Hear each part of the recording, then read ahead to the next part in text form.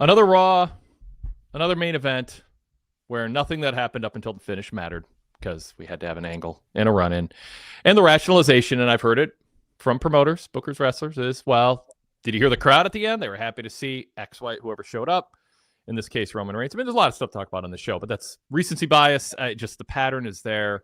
What was notable is how, to me, flat the crowd was right before Reigns came out. People were thinking, is this the end of the show? This kind of is flat, some scattered boos, or was the crowd just going, yeah, we know, OTC is going to come out or something's going to happen. But either way, I know it's a lot to talk about Raw, but I don't know, Kelly, it's just getting to be too much. I mean, people are not going to buy main events anymore as a thing worth looking forward to unless they just like wrestling moves and are completely okay with the booking. And, WWE's not shy about it. They haven't, pro wrestling hasn't been for a long time, but WWE Unreal is certainly putting the onus on the bookers in not trying to get people to suspend their disbelief or anything. And so I don't blame fans if they sort of be like, why are we even sticking around to watch these main events? I'll just watch clips on social media of the moments and they can brag about me being one of those social media views. Yeah, and I thought this crowd was semi-muted all night, and I don't know if that was just the quality of the sound or what it was, but I just found them to be pretty quiet throughout the night. But yes, I don't know why I wasn't waiting for something else, but when they lingered after showing the names of the executive producers, then I realized, oh, this is why we've got a double run-in. And I guess the surprise here was after they did CM Punk, then everybody thought that was it. Mm-hmm.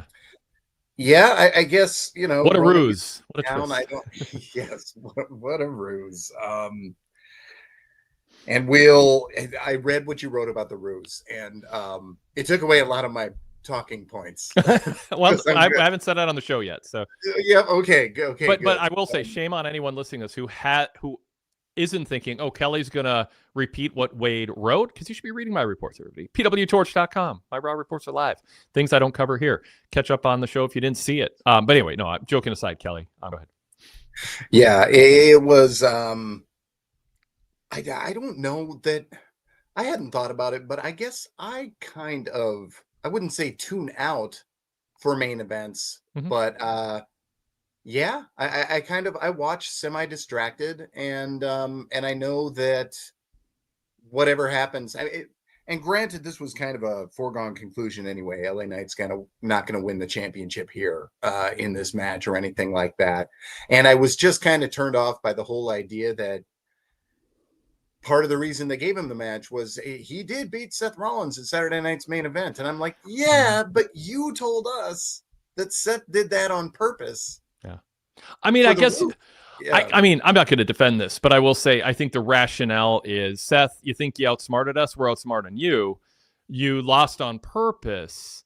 You fed yourself into a finishing move. Now you're going to pay a price for that ruse by having to defend the title, on Raw right after SummerSlam. I mean, I think that's what they want people to think is justice, but it doesn't make LA Knight as a babyface look like he actually earned it. A lot of clunkiness in this execution, and frankly, I guess understandably so. They're calling it a ruse, but they're not even trying to say what it accomplished. And I do think, Kelly, and I want to get your thoughts on this here in kind of our A block talking about this.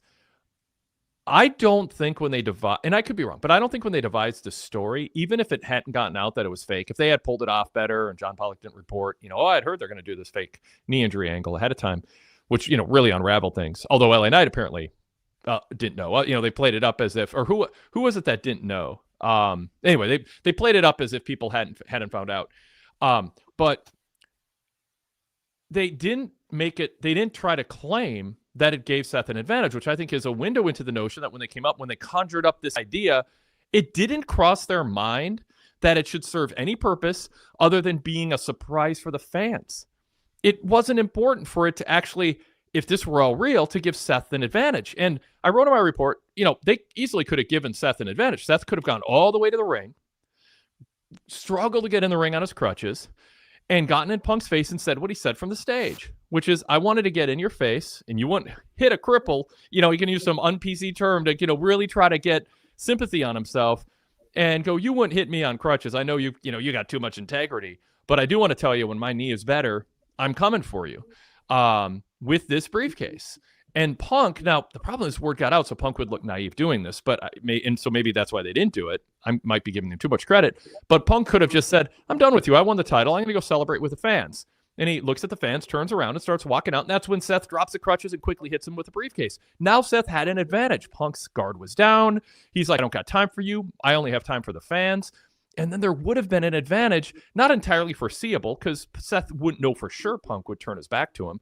But there would have been something there that they could brag about tonight. But they didn't even do that. Nothing that Seth did gave him an actual advantage. Punk was brutalized and beat up by Gunther.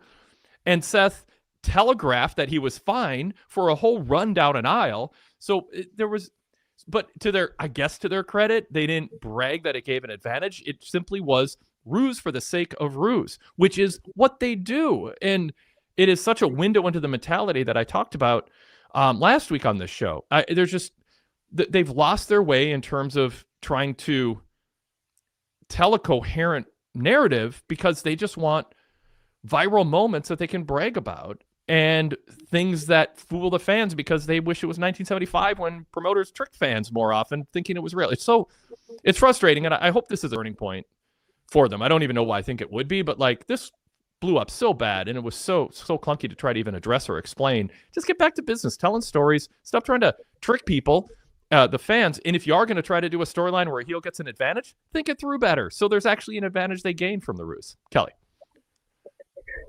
It was a month, 2 months of build up just to a month of him having an advantage only to give it away 10 seconds before he needed the advantage. Yeah, exactly. He held on to that secret until he decided to just give it away at the wrong time. Yeah. I wanted the same thing. So I didn't get to see night one until after that moment had been spoiled for me. Yeah. And then I saw the video of him standing up on top of the ramp, throwing the things to the side with his back to the screen. And I thought, well, that doesn't make any sense doing it that way, but they did it for that visual. Somebody came up with that scene, that presentation of him throwing them to the side and then getting his big pop and turning around. And then all of a sudden, like everything they had done to lead up to it didn't matter because they had a video that they wanted, just a look that they wanted. It was really frustrating. It seemed like a very WCW thing to do, to get like almost a little meta and a little bit where they had 80% of a good idea and then they got too cutesy trying to swerve people. And it became surprising to us, but Punk had time to prepare. He had only lost because he had just wrestled a really hellacious match, and that could have been the story. So I know that we're just kind of an echo chamber here, but it was really frustrating. Yeah, I mean, I think they wanted the pretty picture on the stage. I think it's a great point. They wanted the visual of the, turning his back and then dropping the crutches and all that. And it's just low IQ execution. It's low IQ planning. I mean, but at the same time, I mean, it's the little stuff that I pick on that some people go, why does that stuff matter and all that? But it adds up because it's revealing of the mentality. Like, why did they show Bayley walking in a hallway for, what felt like 20 seconds? That's not good TV. They wouldn't show that unless something is about to happen that a camera guy and a director showing Bayley walking backstage ostensibly would have no prior knowledge of, which is Lyra jumping out of a locker room door that was closed to confront her. They don't do any of that detail work. They don't tell Dragon Lee when you've got a guy leaning backwards and he's got to sit there looking up at you, voluntarily holding himself in position for a move. Don't play to the crowd for 5 seconds. Just do the damn move.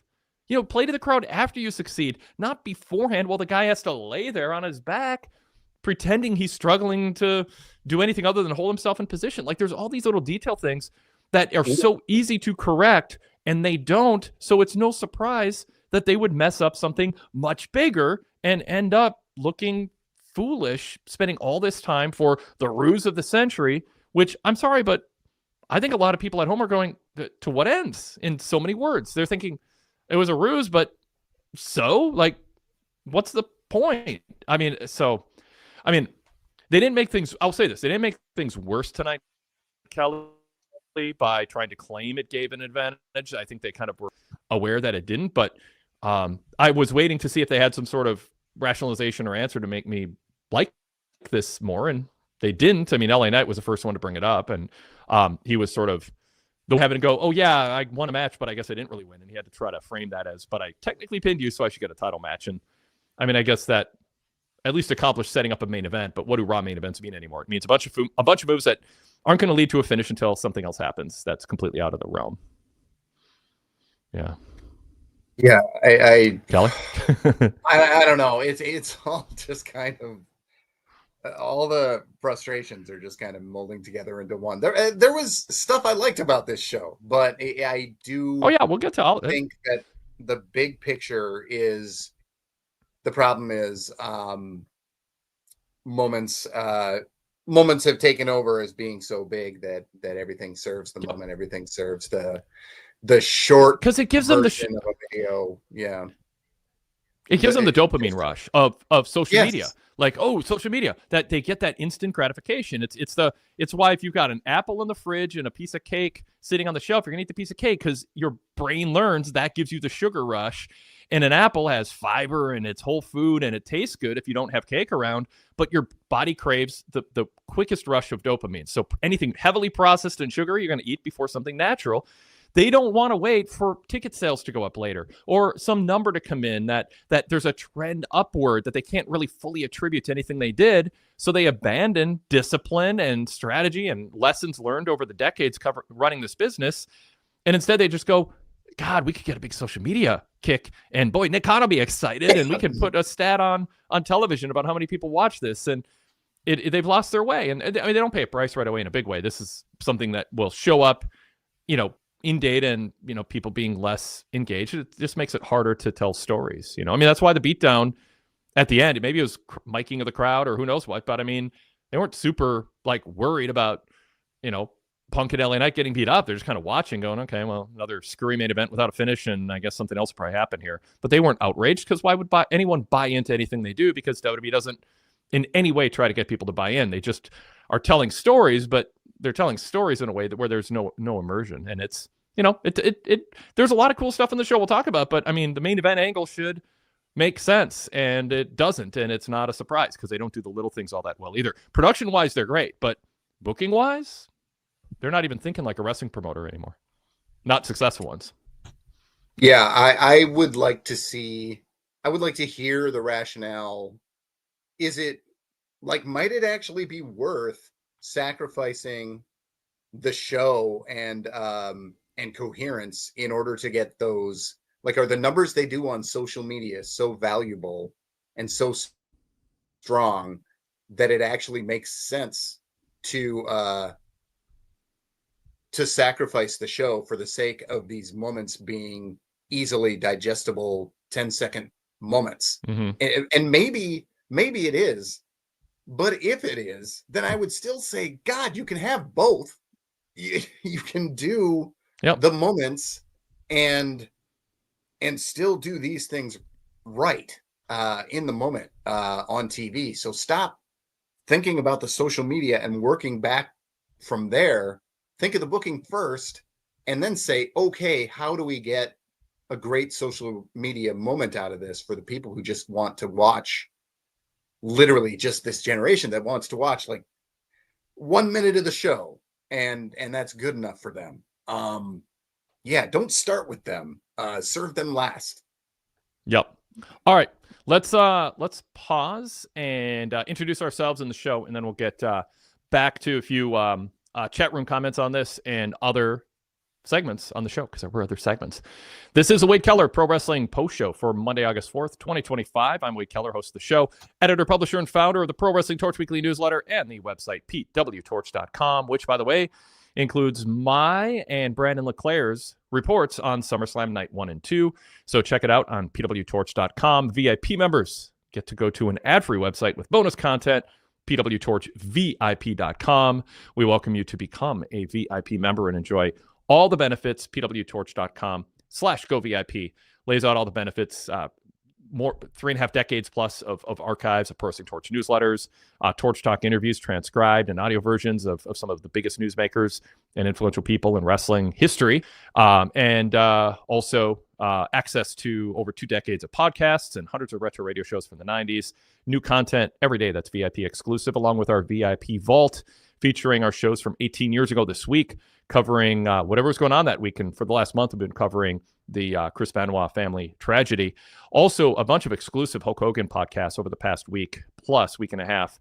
Ask the Editor, where I went in depth on a couple big WCW moments for Hogan and gave the kind of inside scoop, I guess, or the behind the scenes happenings as reported, as spoken about since then, on a couple big moments with Hogan and WCW that were very controversial. And looking back further and talking about the Hogan-Bischoff relationship and a lot there. Also, historian George Shire joined me. We talked about Hogan's 2 to 3 years in the AWA when Hulkamania was born.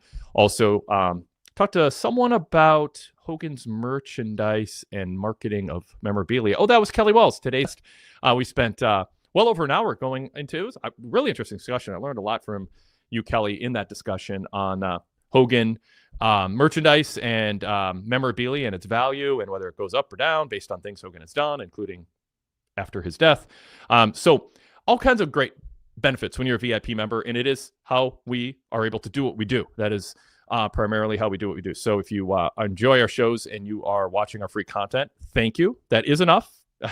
But if you really want to support us and get more in return, then consider a VIP membership. With the price of things these days, I don't think it's that bad. Although with the price of things these days, maybe that's why you can't do it. But hopefully you can. I don't want to talk you out of it. If it's in your budget, take a look, give it a try. Our VIP podcast feed is super compatible with the native Apple Podcast app, which is really convenient for a lot of people. It means it works in CarPlay. There's no password to enter, no advanced settings. Just you get an email when you sign up, click, boom, you're signed up. But we also work on other third-party apps on Android. You can also sign up through Spotify and Patreon. Just search PWTorch VIP. Full details again on all that at PWTorch.com/GoVIP. But we're here to talk Raw, and my guest co-host is Kelly Wells. He covers NXT every Tuesday night on PWTorch.com, or almost every Tuesday, on our website, and also in the post show, which is live here on the PWTorch YouTube channel, and then gets distributed as an audio podcast on the PWTorch Dailycast feed. Just search PWTorch to find that. Kelly also helps cover New Japan, including a busy time of year here during the G1. Kelly, welcome back. I know you had a busy weekend. I appreciate you finding time and energy to join me tonight for the Raw Post Show.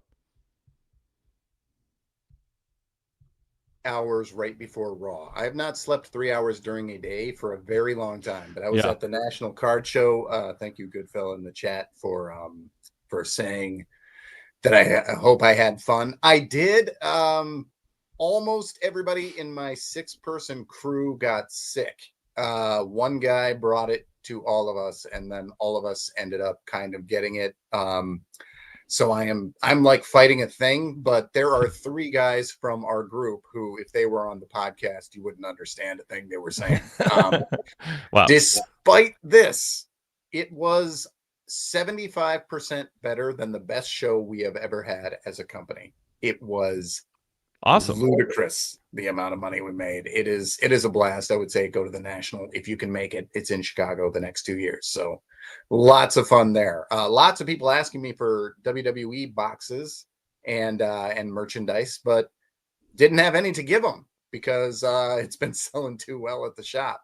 Had a couple of AEW boxes, but couldn't sell them. That's just the way that collectibles are right now. Yeah. All right. Well, I want to tell people they can participate in our conversation, Kelly, in the chat So if you're watching us live on YouTube, join in the chat. If you're watching us on YouTube afterwards, join in the chat in the comment section underneath the screen. We very much welcome you to give feedback. And we like, keep it civil, but you don't have to agree with us, of course. And we appreciate that feedback and that conversation. If you're listening to us on the podcast side of things, which is most of you, you can always participate in the show, even if you don't watch live, by email. WadeKellerPodcast@gmail.com is the way to reach the show. So if you're watching Raw live and you're not going to be able to join us live on YouTube to watch the live stream, you can still send questions, comments, and feedback. WadeKellerPodcast@gmail.com. Also, if you're a VIP member or Patreon supporter and you want to join in on the show, you can call. The link to become a video or audio only caller, if you turn off your camera, is in my TV report at PWTorchVIP.com, and also on our Patreon page. I almost always remember. Your chat's always welcome to remind me if I forget or if I didn't click save on it or publish. But the link is also on Patreon page for our Patreon supporters. Okay, so let's get back to conversation with that business out of the way. And trying to think, should we get to the way they handled Lesnar tonight, Kelly, before we get to the rest of the show content? How do you, first, what you were shocked when you found out? It was spoiled for you. Talk about your thoughts on their decision to bring Lesnar in, and I'll set the stage here a little bit with a poll I put up on PWTorch.com today. I simply asked, how do you feel about WWE bringing Brock Lesnar back? And I gave options. It's a terrible, offensive decision. Disappointed. Neutral. He's been gone long enough. Great to see him back. And then kind of a last option, which is I'm processing it still. Because I think some people are kind of, what did he do? What's he accused of? Hasn't been long enough. And that's okay. I mean, I can imagine some people just going, yeah, let me review the facts, but I wanted to see the poll results. Right now, the thumbs down, which would be I'm disappointed or it's a terrible offensive decision, is at 51% of votes. So a full majority at this point. Only 28% said he's been gone long enough, kind of approval to bring him back, or great to see him back. That's only at 28%. 16% are neutral, and then 7% are still processing it. I don't know. I mean, and by the way, I'll just say the most votes went to the two extremes. Terrible offensive decision got 29%. Great to see him back got 22%. But there's a lot more people disappointed than sort of okay with it. Kelly, how do you feel? And do those poll results surprise you? And do you think it will affect WWE at all? Or are we just at a point, and we've seen it in politics for 10 years, where stuff that used to matter doesn't? I don't think that it'll matter. I think that this actually harkens back a little bit to our podcast on Hogan, which how surprised I was at how many lapsed fans never got the news about what Hogan had done, because wrestling is such a bubble. And it could be a lot of people didn't know about Brock Lesnar and what happened here, because a lot of people don't care about Brock Lesnar. And so they don't know the news about a guy that they don't follow. I think you have to consider it interesting that they knew, because they said, we're doing a new format where we're not talking to the media afterwards. Yep. And then the first time that happens, something happens where the media would have absolutely raked them over the coals for it. So, or at least put them on the record having to justify it outside of the filter of Michael Cole's conversation with Nick Khan and Triple H. Yeah. And when Triple H was doing the media scrums, I ended up, I talked to him along with a bunch of other media people afterwards, and he's pretty good at the spin, and but you'd find him in an endless loop sometimes when, for instance, we were asking about Velveteen Dream, and the answer was, well, we didn't find what we were looking for, and then he would just repeat those buzzwords, and it's like they clearly figured out what they wanted to say on a corporate level, how they wanted to say it, and then he would just hit that bullet point, and if he was asked about it again, he would just find another reason to say we didn't find what we were looking for. And that's kind of it. The thing about Lesnar is I understand that they wanted to bring him back for one more run, and I understand they wanted to bring him back for Cena, but I'm sure they would have preferred for legal to play out first and to play out in their favor. But then when they realized that wasn't that the justice system wasn't going to be that fast, they decided, well, let's just do it, and we will change our entire media strategy. Yeah, exactly. To if you have to do that, then you know you're doing something wrong. No, that's the thing. I mean, so Brock Lesnar's not named as a defendant. What he did was I mean, there's different people attach different adjectives to it. I don't know the nature of his marriage. Some people have open marriages. Some people know what they're marrying. I mean, I'm not going to get into Brock's personal life, but it's possible part of the reason that he was off TV for a while is his wife was like, I don't want you going back to that world. You were, again, who knows how that was. I have no idea what was behind closed doors, but there's a personal side of it, and that might have factored into some extent of not him being taken out of the Rumble, taken out of, storylines initially, but sort of the length of things. Cole said tonight, for people who didn't see or know, I talked to Nick Khan and Paula Beck, and they just said they felt it was time to welcome him home. They should have said time for him to leave home, but whatever. Come back to the public eye. And that's sort of, I think, a soft way of going, we punished him long enough, didn't we? It's been a while, he paid his time. And I could see some people looking at what he's accused of and go, that's kind of maybe a personal failure to not stand up for a situation that was really, to whatever knowledge he had, at least tawdry. I don't assume people knew the extent to which Janelle Grant was manipulated. And I don't know. I mean, trying to think of the right word that does justice to the situation she was put in, but as the lawsuit explains it, it's really hard to look at what we know and then add to it what seems quite reasonable in the accusations and disagree at all that Vince McMahon should be, gone forever and with any power that the company has, keep him out. With Lesnar, I can see people looking at that and having different opinions on it. There are different opinions on it. The fact, though, is, and Greg Parks pointed this out in his editorial on PWTorch.com today, is nothing has changed except time has gone by. WWE took him off television. There was something there where they didn't think, maybe people said it was brazen, but Brock didn't do anything illegal. He's not named as a defendant. He didn't really do anything other than sort of maybe nod along to allegedly a meetup that may or may not have gone somewhere and laugh at some videos just to, but we don't know what was in his mind. What did he really do? People can have that sort of, and people can read the lawsuit or read summaries of it and come up to their own conclusion. But the fact is WWE apparently felt he should be off the road unless it was all personal. And it was just his wife going, come on home, we need to talk. So, as Greg Parks pointed out, the only thing changed is time went by, and WWE felt like, people probably forgot, didn't know, they'll forgive us. Time served is enough. And, different people are going to have different opinions, some very strong, that this was a move that said, we're going to count on fans being indifferent towards this. And, deep down, they might think, well, John Cena wants it, and the corporation wants it, and Brock wants to come back.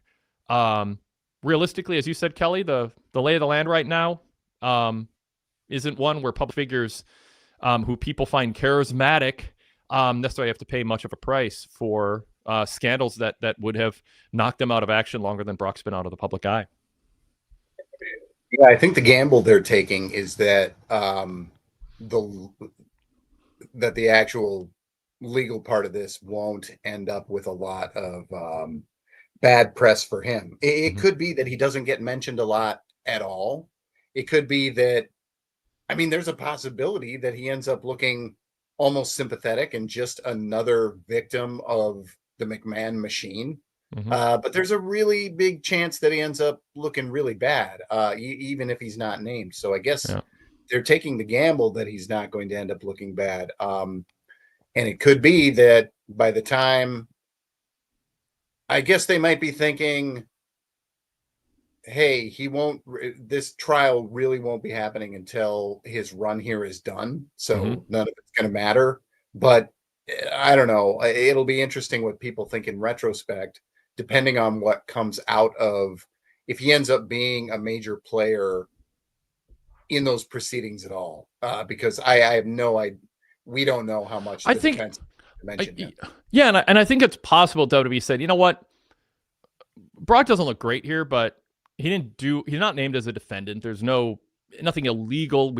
There's nothing that says he really knew the nature of Janelle's relationship. And it was, kind of a grab him by the boys will be boys rationale that they figured the public would have towards this guy who carries himself in a way where you'd be like, that's probably how that guy would handle that situation. And he didn't end up really doing anything that we don't know enough. Okay. So if WWE feels that that's the case, then their rationale would be the only reason we took him off TV is because there's going to be a bunch of loud people on social media who blow it out of proportion, and it would just draw attention to Vince McMahon if he was still around. He just needed to remove anyone who drew attention to Vince McMahon for a while. And that while turned into this amount of time. And Cena, according to Paul Levesque, wanted him back for a match. And so we just felt like we could take the chance now. So if the idea is the reason they took him off TV is they felt he was culpable for something, or they wanted to disassociate with him. They wouldn't admit this publicly, but they might have taken him off TV only because they felt he was just a reminder of something where they didn't know how they were going to get out of that storm of deserved bad publicity. So let's just let things cool off for a while. And I think that's might be the most likely scenario. I don't get the sense that there was anyone high up in WWE who said Brock did this and said this and is alleged to have done that. We can't have him around. I think they just said we can't have him around because it's going to remind people of the stuff that is on record, that is in the text, that is indisputable, along with what is alleged, which has yet to be scrutinized in a claw. But so in a sense, they're not hypocrites. They just knew from the beginning, we'll take them off TV for a while until it dies down, and they feel it has.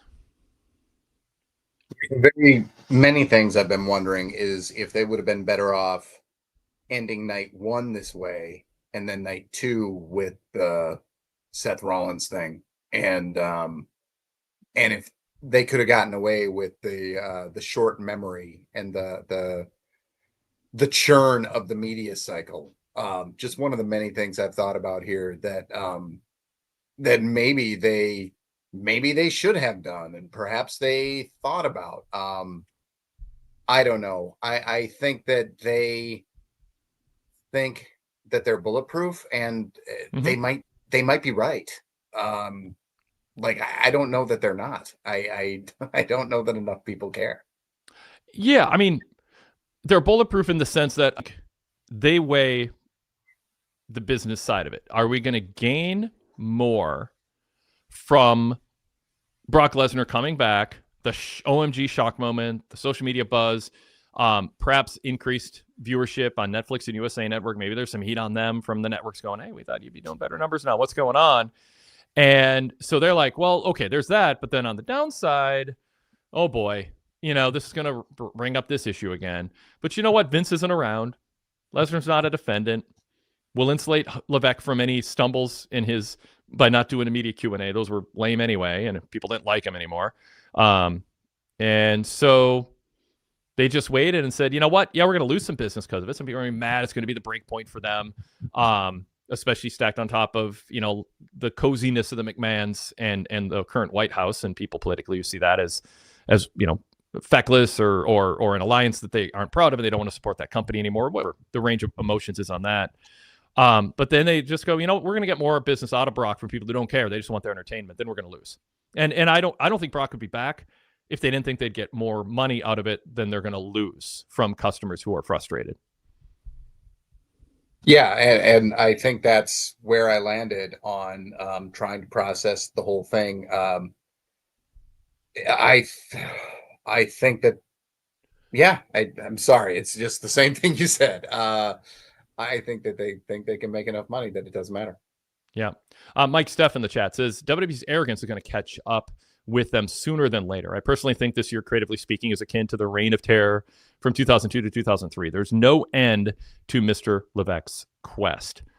Another comment. Danny Tachito says, the Post guys brought up in their review that the Brock return is another test run, along with Make America Fit Again, showing Vince in the Hogan tribute for the eventual Vince return. Your thoughts? I with all due respect, I don't think they're taking into account how anti-Vince almost everybody in power is in that company right now. I mean, my understanding is there's not any affection from Stephanie or Nick or Levesque to bring Vince back, or anyone else at the top of Endeavor and all that. So I don't think so. I mean, I think that they're just trying to do what they're doing. I don't think they're laying the groundwork for anything. I don't think. I'm trying to think if I'm in any way leaving out any information or any reason to revise my statement that there's nobody high up in power right now other than maybe John Cena who has much affection for Vince, and sadly that includes Stephanie. So I don't agree with that. I don't agree with that take. I think that Paul Levesque is at the White House because he's right leaning. He might be full on MAGA, or he might be one of those sort of, well, I'll vote for Republican because of taxes, and well, my mother-in-law is in the cabinet, so I can't say no. And I lean this way, and I think people who are anti-Trump are blowing things out of proportion and rationalizing that we're not headed towards fascism and autocracy. And he might be one of those people who say, yeah, I mean, what are you going to do? It's a nonpartisan. It's like going to the Olympics. It's a nonpartisan thing. If someone wants you to be representative of physical fitness, I think I can defend that optically. I don't think he did this going, this will lay the groundwork for us to bring Vince back. I think it's independently a decision that what Levesque has shown himself to be in his views and his approach to being a public figure, it's consistent with that. Showing Vince in the Hogan tribute, I mean, I just think they can get away with it. I mean, Vince and Hogan were huge deals. I mean, they probably should have left it out. I know people are talking about that. It's possible they were testing just to get a sense of the vibes, but I don't think it's to bring Vince back as much as it's like, do we have to keep editing Vince out of big moments? I don't know. Kelly, what do you think? What do you think of my take on that? Yeah. I don't think Vince is coming back either. I get the same feeling that they don't want him back. And I understand why people get worried that he's coming back, because he was Teflon for so long. And it's hard to imagine the company without him, even though he's been gone for a little while. Yeah, I don't think that, I don't know. If I had to bet money on it right now, I would say that the next time we see Vince really on, the next big time we could see him on WWE programming is maybe posthumous Hall of Fame induction. And do they even decide to do that right away, or do they wait? I don't think we see Vince having any. If I heard that Steph and Vince had a reconciliation, and Nick Khan for some reason thought we need him back because Levesque's not doing his job and everything is about dollars and cents and number crunching. If I heard anything like that, I mean, then yeah, maybe what the Post guys are saying, and other widely speculated that, you know, when Vince showed up in the Hogan video, you know, people ran with that. But I haven't heard that, and last I heard, it just felt like, I mean, I just don't think they want that headache, and I don't think, given the way Vince forced his way back and then in and out, I mean, it was just such a soap opera, and the people who are left standing are not Vince-aligned people. So, yeah, I don't know. I mean, like Mike Steff in the chat says, Vince is a non-starter for return. No one wants to give up their current power. Yeah, I guess why would anybody want Vince back who's in power right now? I mean, what purpose would it serve? It's just a huge headache for TKO to deal with everything there. But, you know, I mean, the Lesnar pushback isn't independent of that, but in a way it is too, because what Vince did is so much more on the record and indisputable. You know, A. Milano said, in a way, Brock can be a victim for being dragged into this by Vince. No evidence he knew she was being abused.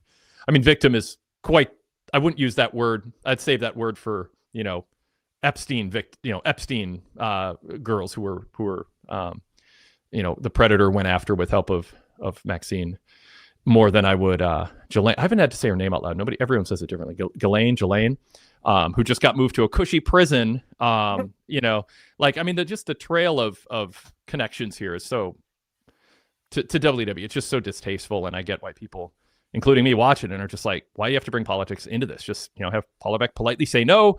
You know, it's a whatever, but they're not doing that. But no, I would not use the word victim for Lesnar, but I would say that that he could be seen as somebody who gets man, I want to choose my words carefully, that his role gets indiscriminately put in a bucket with Vince McMahon without differentiating the level of involvement and compared to Vince McMahon and the deliberate actions to victimize somebody in a vulnerable position. And that's not to exonerate Lesnar, but it's to say, you know, they're on different planes, and you might draw the line under Lesnar and go anybody, or above Lesnar and go anyone who is not on the Vince side of things. Lesnar's on that side. You know, they shouldn't be associating, but other people draw the line differently. They shouldn't be just grouped as two equal people with equal accusations. He's not even a defendant in the trial. Kelly, anything you want to add? Otherwise, I don't think anything further. Yeah, the whole thing is depressing. Yeah. All right. So let's jump to new content on Raw, not just the review of Lesnar's return that was part of the show, but not any fresh material. We had Becky Lynch with new music, and then a segment with Nikki Bella coming out, and then Becky had a clever line. I think it's being a little overrated. Like, there was a time when you might have been the greatest couple of all time. It would have been you and, oh wait, you can't see him anymore. And she waved her hand, and people chanted holy shit and went nuts for it. I thought it was a clever line. I didn't think it was like, OMG, I can't believe she said that. But the crowd started siding with Becky over Nikki because of the line. Then I get it. Nikki, first of all, isn't all that popular. But I thought Nikki tried to regain her footing and maybe succeeded a little bit after that. Tell me what you thought of the overall segment and the zinger that, again, I think it was good, but I don't think it was like this killer line, Kelly. Well, I think the zinger stood out so much because it was very, very basic fare up until there. It wasn't really hugely connecting with the audience, which again, I just thought was a muted audience in general. So when that line kind of came out of nowhere, I thought I smirked. It was good. I mean, but yeah, I know, like Ryan Solorio in the chat goes, that line was savage. I'm like, I think it was a little below savage. It was a little obvious. I thought it was just like low hanging fruit. Like, we're the great power couple, and you had a reality show and you dated John Cena, and now you're not together. I mean, people break up. I don't know. I think somebody says it on daytime trash TV. It gets like the loudest reaction in the world. And I'm always just like, it was just an okay line. Yeah. But yeah, it was fine. I guess if you want to extend Becky's championship reign, and that's what they want to do now that we know that she's not going to lose it back to Lyra or Bailey. Nikki Bella, Maxine Dupree, and Natalia are some people that will definitely extend that championship reign for her. So no disrespect to any of them, but I think everybody knows that is just a way for Becky to extend that reign, to continue bringing value to that championship. And how heelish is it for her to say, not you, Natalia, but Maxine behind you? Oh yes, that was pretty funny. Yeah. Like Natty all just like foaming at the mouth to get her match, and then Maxine, who didn't even ask for it. And you know, a little bit of silly camera trickery. Why'd we not know that they were there, and why does Natalia? I don't know, whatever. But I thought it was fine, and we'll still get a Natty match out of it, and ultimately does Nikki get it at Clash in Paris? Is it big enough for that? I don't know. Nikki's not. I don't know. Do you think Nikki's going to beat Becky? I think Becky beats Nikki. No. Becky definitely beats Nikki. I'm just wondering. No, I don't mean gets her match. Oh, gotcha. Okay. Oh, sure. Yeah, I could. I mean, yeah, that's not a huge pay-per-view. And Nick, I mean, I'm not anti Nikki Bella being back, but I mean, she's not getting great crowd responses. She's kind of like, I mean, she's dying out there, but she's not. You know, I don't know. I don't think anyone watching would be like, oh my God, the fans are so excited to see her, but it's fine. I mean, she's solid in that role. Back to the Becky zinger, you can't see him anymore. Like Adam Kidd said, she nailed it. The delivery was perfect. Totally agree. But the zinger is, you had a boyfriend, who was powerful and you were very public, and now you're not together and he dumped you, or you broke up, you know, I mean, we got to see the quote unquote reality TV version of their relationship. I don't know. I mean, that happens. Kelly, I don't know if you think you're muted when you cough, but you're not. So I don't know if you want to use a screen mute button. Oh my God. Yes, I'm hitting the mute. So something in my settings is wrong. Yeah. Do you have the mute button on the screen that you can click? Probably. Yeah. On the bottom of the screen, there should be a little microphone. Okay. Yeah. And the reason I bring that up is I can tell you were doing something where you think you're muted, and when you cough and you weren't. So I was like, well, I better let you know. Especially if it keeps happening, because I know you're struggling a little bit. Okay. So it was good delivery, but the zinger is you had a boyfriend and now you don't. Like, why is, like, that's just low-hanging fruit. I just have higher standards for what's a killer zinger line. I don't know. Yeah. It's not like a big deal. It's just like people are like, whoa, oh my God, she mentioned that you were in a relationship and now you're not. Oh my God, I can't believe she brought it up. Like, so what? She got a haircut too since then. I don't like, people get haircuts, people have relationships break up. Bringing it up on TV isn't that big of a deal. Anyway, moving on. The Charlotte Alexa Bliss dynamic, Kelly, update me on your thoughts on that. Came to the ring with their tag belts. Charlotte said, "Oh, I got a 'You Deserve It' chant." That's the first one. It wasn't very loud, but it was there. And she goes, "I might have been the first one in my career. Thanks, guys. It felt good." And then they got, decided to play up the B word, or the F word for friendship, not the B word. Sorry. The F word for friendship and the A word. When Charlotte said, "You're such a pain," in the A word, it was so heavily scripted, sounding, and so that's the downside. And then Raquel and Roxanne come out and they have a match. So, I mean, even with how cheesy the delivery is, I'm still enjoying it. I think they are aware that they're probably not going to be able to pull off the acting grade. Alexa's a good actor. Charlotte's still kind of stiff in that way. But Charlotte was so rigid in her persona. I still think it's a net positive, even though the lines they're being given feel very scripted. Kelly, still think it's a net positive for fans, and they're kind of enjoying it, even if it is a little cheesy in its execution. Yeah, I felt the same about this. I thought that they're so glad that they found a dynamic that is really, really working for Charlotte to be a babyface, that they're getting too cute by half in order to milk it for all that it's worth. And they're, in their excitement, they're giving her lines that she may or may not be able to nail. The segment wasn't getting a huge reaction, but then when the heels came out and challenged them, then it strengthened. And when Lexi was doing the heavy lifting, I thought that the scene was at its best as well. I hate to keep harping on the crowd, but did you find them as quiet as I did tonight? Yeah. Mm-hmm. I'm not sure why. And they were real muted for this until the heels came out and we finally got our match very shortly after, right after. Right afterwards, and Charlotte and Alexa won. It's a nice match, and it was fine to fill. The match filled about 15 minutes of TV time. Some chat comments on this. Sadler version 3 says the acting was so bad it looked and sounded like middle school drama class acting. Yep. But Ryan Solorio says, first time I ever liked Charlotte. Mike Steff said, I've really mellowed on Charlotte since this pairing started.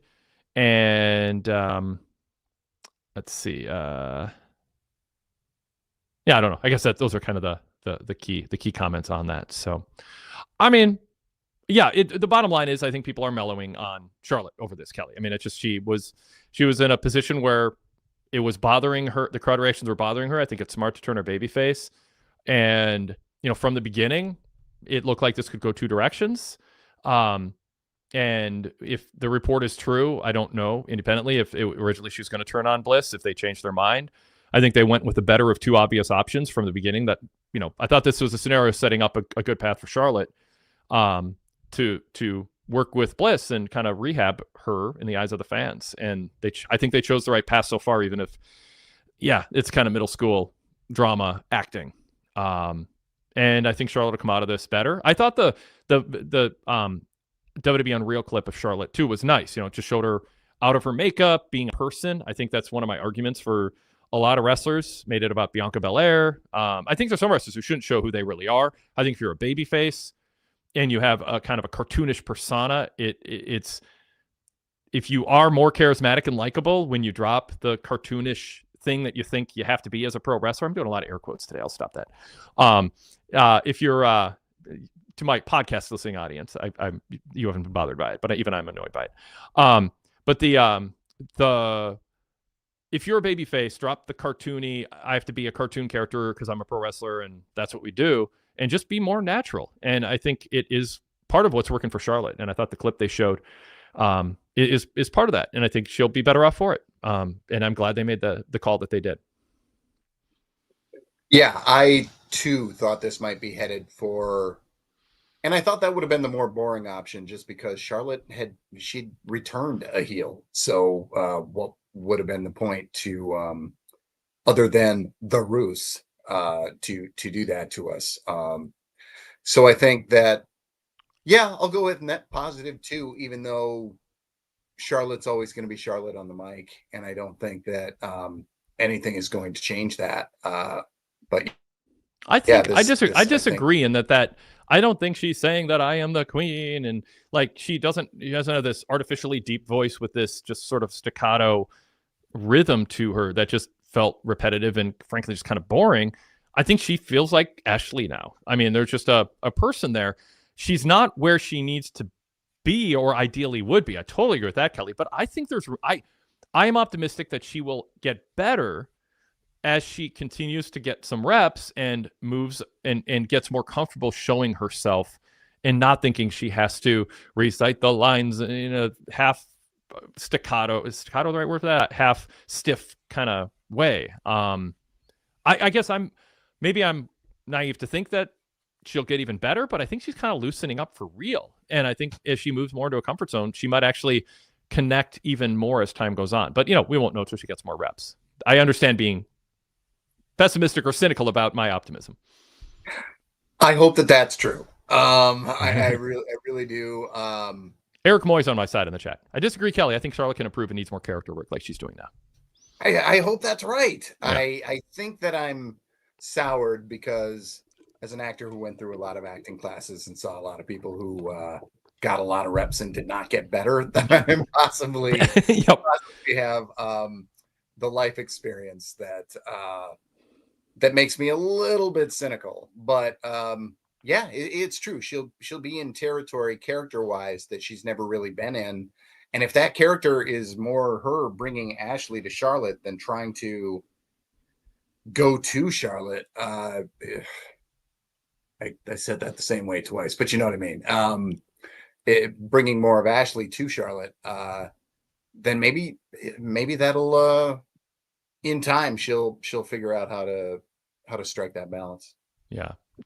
Eric Moy has left my side and joined yours. I submit to Kelly's expertise on this thing. So, all right, so be it. Hey, we're here to give our opinions, and if it sways people, good.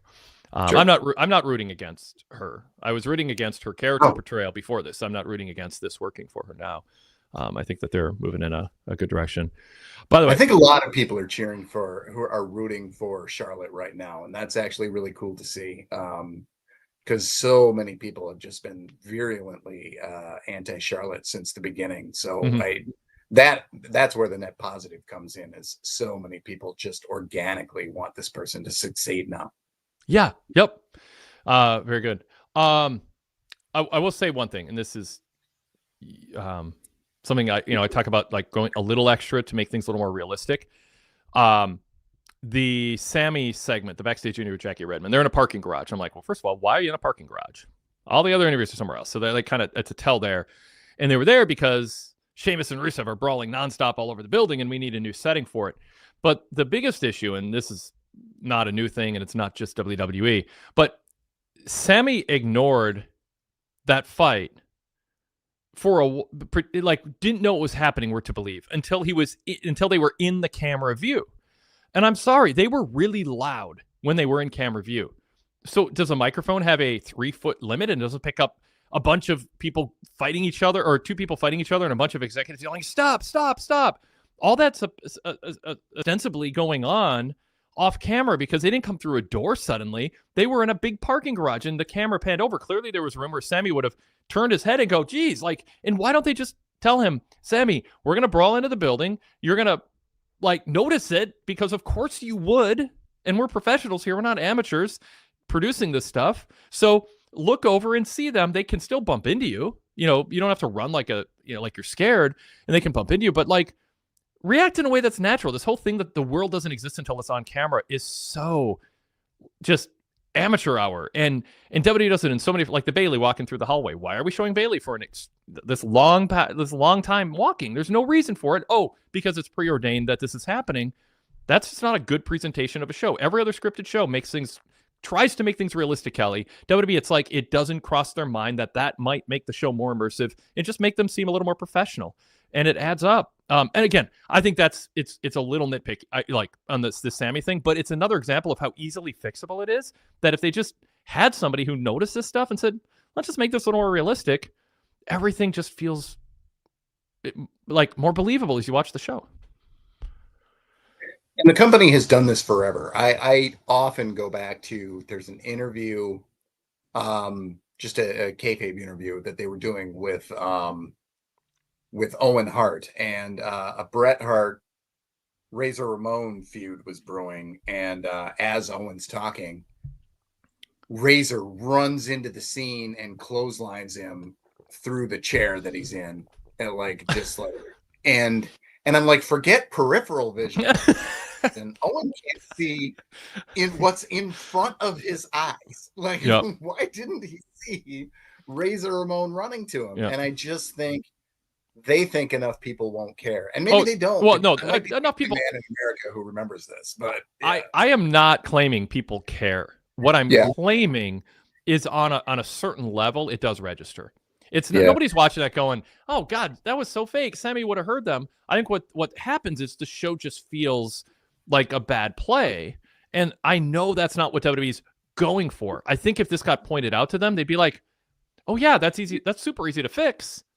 That just never crossed our mind because we aren't trained in this kind of thing. We just do promos." And it like, and I mean, like Goodfella, nice try here, Goodfella. So doesn't a pro stay on camera and work through background noise and not focus on it? I mean, yeah, but come on. There's two people brawling, and there's a bunch of people yelling, "Stop, stop, stop," and you're just gonna like not look to the side. And then they constantly look to the side. By the way, in other circumstances, it's not like a universe rule. There's tons of times where wrestlers are doing interview, or the interviewer, and they go, "Oh, wait a second, I have to run over here because something's happening over here. There's a big noise in the background 40 feet away because somebody gets, knocked off a platform." So they do hear stuff off camera sometimes, but not other times. They also had, it's not a big deal when Punk ran out. There was a murmur in the crowd before he jumped over the barricade and went after Seth. So you have that too, where the announcers have to kind of play dumb to the crowd reaction. But again, if we're going to critique this, then you have referees. It's just, they're so ridiculous too. But the things you can clean up without a downside are the ones I point out. The stuff you can't clean up without completely unraveling the way WWE tells stories, you got to live with it. I'm just saying the stuff you don't have to live with, fix it. Sorry, muted the wrong thing. Unmuted the wrong thing again. Yep. I'm going to have to get used to it. I've been around really good productions and really bad productions. I haven't done any real acting in a while. I've just done a lot of industrials, which are not exactly why you get into acting, but it's easy money. And I've been on set with directors who were just like, nobody's going to care. And I'm like, everybody's going to care. And I care. And I'm going to feel really stupid being in your production, but you are paying me. So here we are. You see it all when you're out there and trying to be in good productions. And I don't know, I'm amazed at, I feel like you can tell when they have somebody on somebody in the company who cares about continuity and cares about believability. And multiple people have had that job and left because they were just overruled so much. They're like, the only reason here, the only thing I'm trying to do, they keep sacrificing because they just say, oh, nobody will care. Yep. So what the hell's my job for? Yeah, totally. I mean, but doesn't mean I can't spend a minute or two on it here and point it out. And I mean, it's like the breaking up of pins that I talked about. You know, it's like, if you're going to break up a pin, break up a pin. Don't just hit someone on the back and the ref stops his count. Person's shoulders are still down. There's still someone on top of them. If you break up a pin, knock them off or get in the way of the ref's count. And they just got like, it was like incrementally sloppier every year for 25 years to the point where it's like, you know, the boiling a frog thing, where it's like nobody noticed because they grew up watching it incrementally get more and more sloppy. And at some point, it just gets so bad. It's like, come on, let's clean this up. And they actually have, you know, in the last 6 months, give or take. So that's the thing. There's just, you know, sometimes you get in a bad habit. You don't really think about it. And then you're like, oh, yeah, we can clean that up. Let's just tell people, do a better job. But it's crazy how many people are just going about their business the way things have always been done. And there's not a fresh set of eyes ever pointing it out. Or if they are, as you say, Kelly, they're told, oh God, there's so much stress right now. Don't make us actually think. Let us just do things the way we've always done them and get through the day so we can go drink at the bar, which Michael Cole couldn't stop talking about on SummerSlam. I can't wait to go drink at the bar afterwards. And then he talks about what a long weekend he had. Well, maybe drink less and you'll have more energy on Monday, Cole. You're almost 60. The worshiping of alcohol now that they have alcohol sponsors is all for the money. Anyway, let's go to an email. Jersey Joe says, well, I agree to an extent that the SummerSlam cash-in reeked of a swerve for the sake of a swerve. I think I at least see what the deeper creative thought process was. In your SummerSlam report, use the word obvious when Seth's music hit, which made me think of how many times we have sat through matches with zero drama or crowd investment because we knew a big run-in or cash-in was inevitably coming before the end of the segment. In reality, I think Paul Levesque was simply trying to avoid having a dead crowd for the main event, eyes looking to the entrance ramp rather than the ring. If Seth is hurt, no need to shift focus away from the two men in the ring. We all knew Bayley was getting all before Live or Becky concluded, right? They were just hoping to avoid that in the main event. So I do think creative had a decent concept here, which would have kept the crowd invested in the title match and also given more of an authentic surprise at the end. Unfortunately, as soon as word spread that the injury was an angle, the exact opposite happened, and it became even more obvious than before, which made for a bit of a flat finish and lackluster surprise ending. So, yes, I think that very much could have been a factor in this, but it still has to make storyline sense.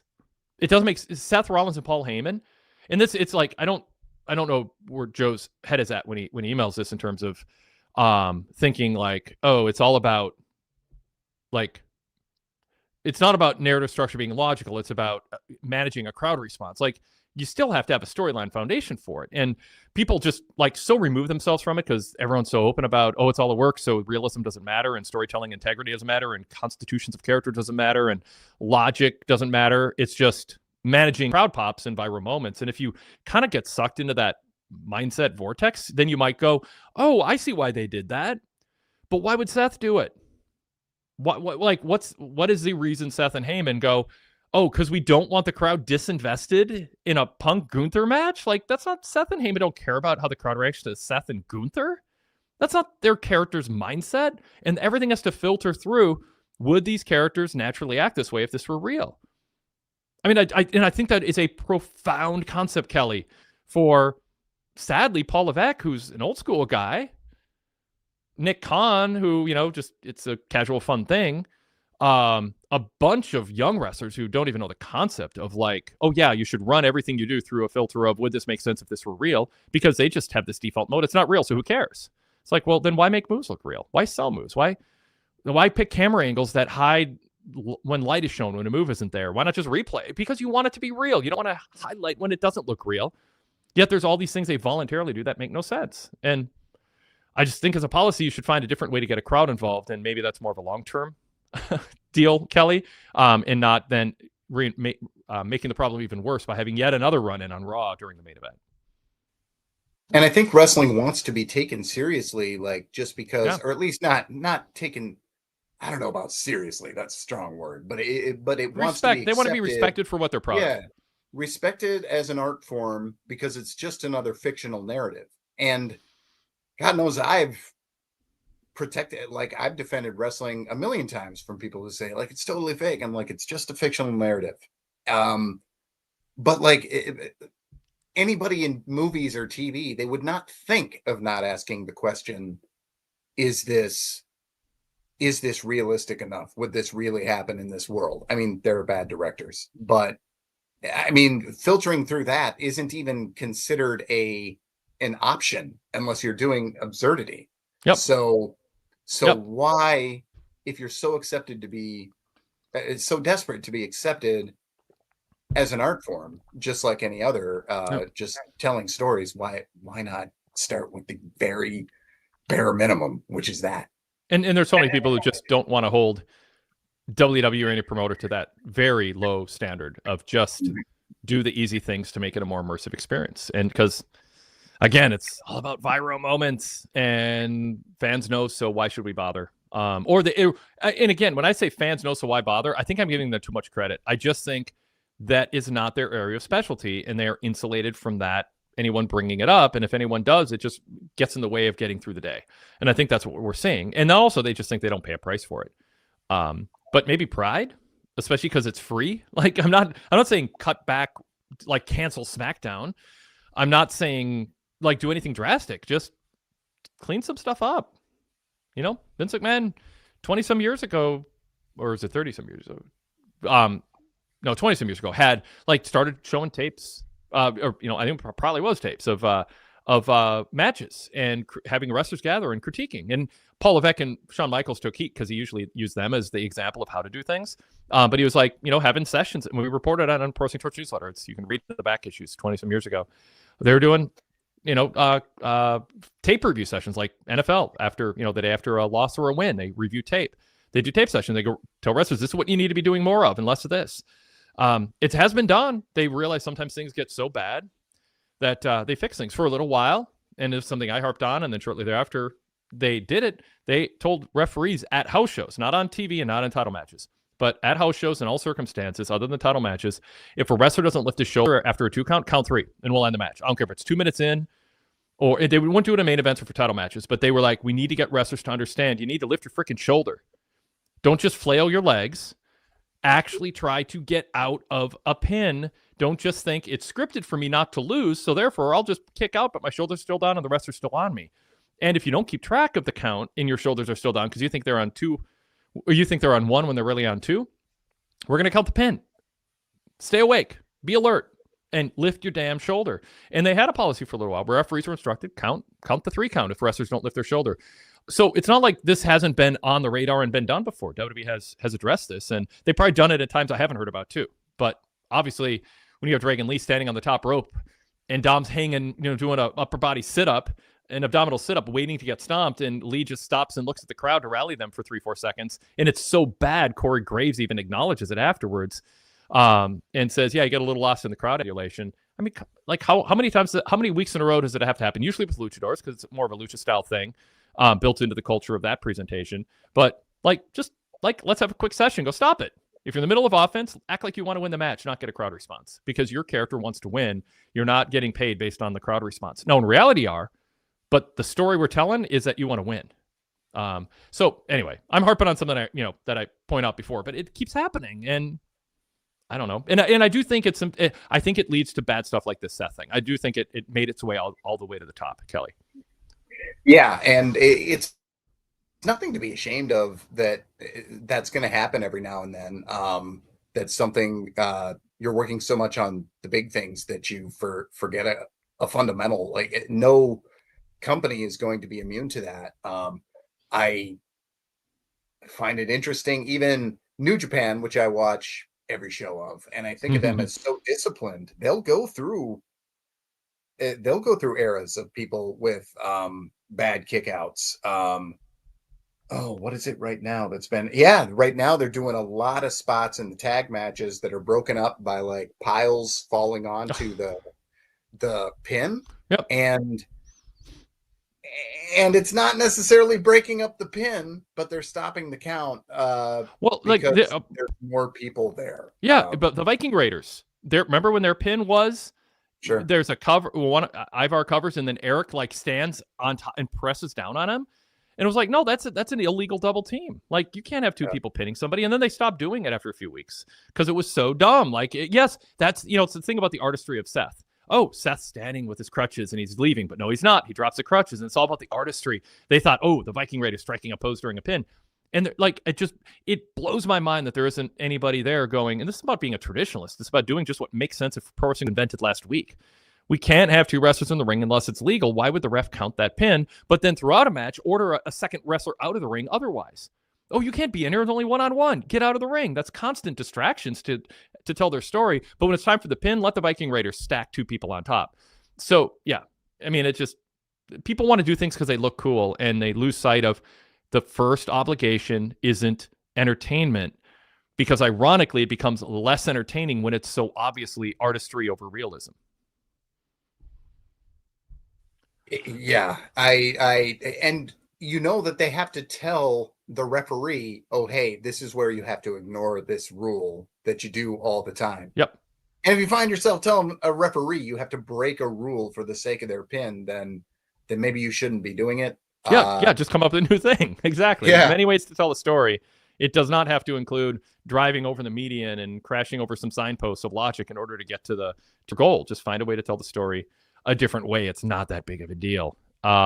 Eric May says, they have cleaned up when guys would roll into position for a top rope move. That was my pet peeve. Yeah, the scooting over so you're at a perfect 45-degree angle to take a move it's so obvious it's being done. And there's, of all the things I bring up, nothing takes me out of a match more than somebody moving into perfect position to be landed on. Yeah. What Kelly? Yeah. Chelsea Green is a really bad offender of that, where she'll be selling really well, and then she's like, they can probably hit me better from here. So she moves. She did that on a lot of televised matches. But yeah, that was definitely pervasive for a while. Yeah. The wrestler who's doing the offensive move needs to move the wrestler into a good position to take the move. That's their job. That's what Sadler Version 3 is saying. You know, the wrestler is about to do the move, and this just comes to they need to be told this backstage. Like, you know, you're fired if you don't do this. Like, pay attention to what I'm saying here. If you're going to do a top rope move and you body slam somebody or whatever, and they're not in perfect position, just drag them or slide them into position before going to the top rope. And then when you do, don't posture to the crowd for cheers. Like, do the damn move to try to win the match. So I think a sense of urgency to win a match will make people more engaged. I think they'll believe more they'll get pulled into the drama more if they aren't constantly reminded that all this is a theater production to play to the crowd. And, you know, and there's times where you can play to the crowd because a guy's so obviously hurt. Or if you're going to do a running dive, you might wait for someone to stand up so you can dive onto them. Like, that happens sometimes. Or, you know, there's moves where you want the wrestler to stand up before you do it. That can also look sort of fake if they stumble into perfect position. But there's certain things that are just baked in. Danny Tuchito says, Jelly Roll did that twice the other night. It took me out of it. But he's a novice, so I gave it a pass. Not so much with the vets. Going way back, Derek Mitchell said, nothing took me out of much more than hearing wrestlers calling moves that are audible. One of the worst offenders was Lex Luger. Yeah, they mic the ring differently, or wrestlers are better about it, Kelly, because I don't really notice that much anymore. Yeah, Ted DiBiase, I know we used to catch him sometimes doing that same thing. And I do think it's mic'd differently. I will say that Seth, Roman, and Bronson nailed it tonight, because when Reed was about to hit his third tsunami, Roman's on the mat, just like curled up in a ball. And it would have been really stupid if he had just changed that. Yep. So Seth rolled him out, laid him flat, and then Bronson hit the third tsunami. That if they want to go back to rolling film, then that's the one to show people. Yeah. Yep. Some speculation in the chat, speaking of that part of the show, that CM Punk got legit hurt. Just people watching and going, oh, it seemed like he really looked like he was his clavicle or something was hurt, and he was holding himself in a position where it looked like he was trying to protect that. But I don't think there's any reports on that. But so just basically good job selling if that's the case. So just throwing that out there because the chat was speculating about it. If anyone has seen news on that, otherwise fine. But I haven't, and I haven't checked around yet because I've been live here since the show went off the air. But yeah, people are saying it looked like he got hurt on that bronze spear on the ramp. I think he was. My take was he was just selling. Did it jump out to you, Kelly, at all? It didn't jump out to me at the time. But I don't know. Injuries are weird. Sometimes you catch ones that everybody else misses, and I've certainly missed ones that I was damn near the only one who missed it. Yeah, yeah. Okay. I think I had another email up here from JB. He goes, why would Punk not do something to make Rollins lose the title? Why would he just give him a DQ win? He attacks Seth. He's been around decades. He knows that means it's a DQ, and Seth retains the title. Why was Punk, if he really wants to, why did he screw over his, I don't know if it's his pal, but why did he screw over LA Knight and not strategically try to screw over Seth? He didn't try to do anything covert. He just wanted to get his hands on Seth. And with all due respect to Punk, what Seth did was legal, Kelly. I mean, I don't know. I mean, you can do anything you want in a triple threat, and it wasn't technically a triple threat, but he cashed in his briefcase, and stomped him and won. I guess just bashing him with a briefcase would be. I mean, otherwise he's just a sore loser. I mean, those are the rules. They're stupid, but those are the rules. Everyone agrees to them, so to speak, in the narrative. So yeah, what are your thoughts on Punk's grievance with Seth? I think to answer JB's question, I think what they want out of this is to make it look like Punk is so angry that the results didn't matter to him as much as getting his own hands on for sure. Yeah. On the guy he hates. So yeah. He's not thinking straight, but he's thinking selfish. Yeah, right. Like I get the question. I get why, because we saw a Punk who was very, very, very clear in his motivations and very successful in his motivations to make Drew lose over and over when he was feuding with Drew. Mm-hmm. So we know that he's capable of that kind of trickery. But yes, I think the idea is just that it's too personal. So that didn't bother me, even though I did think of it in the moment as well. Sadler goes, because Punk wants to be the one who takes it from him. Well, yeah, but that makes Punk a dick. I mean, like LA Knight is, I sort of earned a title shot by pinning Seth, sort of.